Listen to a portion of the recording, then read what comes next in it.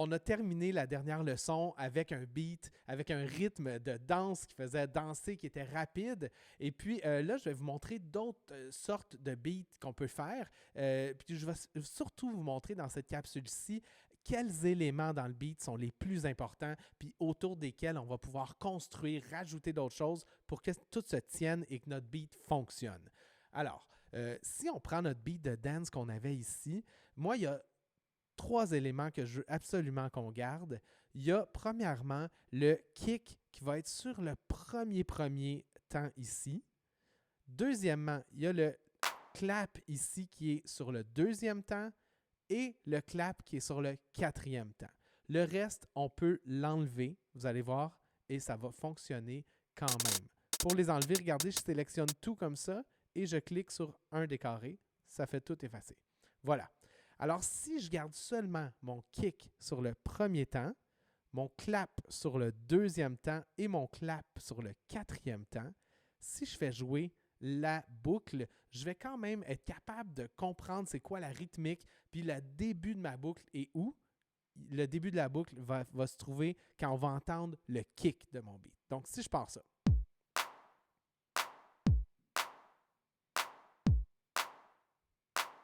Vous voyez, juste avec ces 3 carrés-là, je peux déjà créer un squelette, une structure solide autour de laquelle je vais pouvoir construire un beat.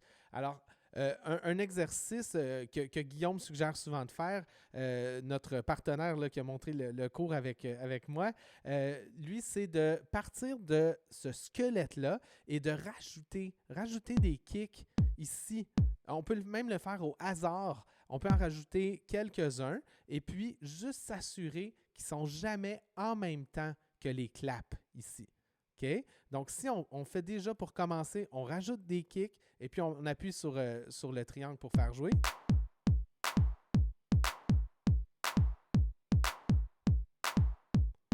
On peut les déplacer. On peut en effacer. Voilà. Première étape, on rajoute des kicks et puis on ajuste. On en enlève, on les déplace, on les replace et puis on a déjà un premier rythme qui commence à apparaître. Et puis, l'autre étape ensuite, ça va être d'aller ajouter des closed hats, des hi-hats qu'ils appellent. Et puis, même chose, on peut les placer peut-être pour commencer de façon régulière à chaque 2 carrés, comme ça. Si on écoute ça.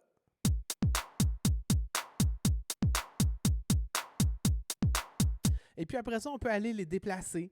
On peut en rajouter comme ça. Et puis, juste s'amuser un petit peu à faire un peu de variation dans notre boucle.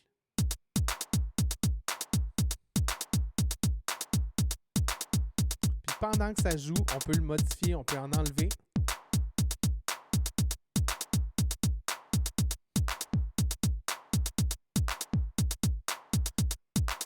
Voilà. Et puis, la dernière étape, ce serait de rajouter des open hats. Les open hats, c'est un son plus long, mais qui est équivalent au son du hi-hat, assez aigu, mais qui va s'étirer. Et puis, le truc ici, c'est de faire jouer des open hats aux endroits où il n'y a pas de closed hat.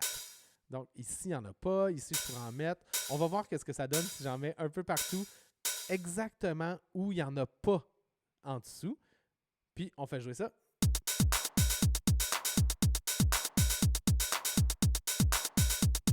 Si on trouve que c'est un petit peu trop chargé, on a simplement à en enlever quelques-uns.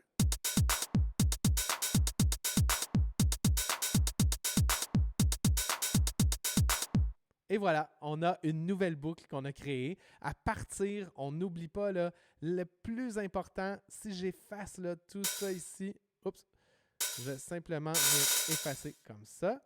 On va effacer ça ici aussi.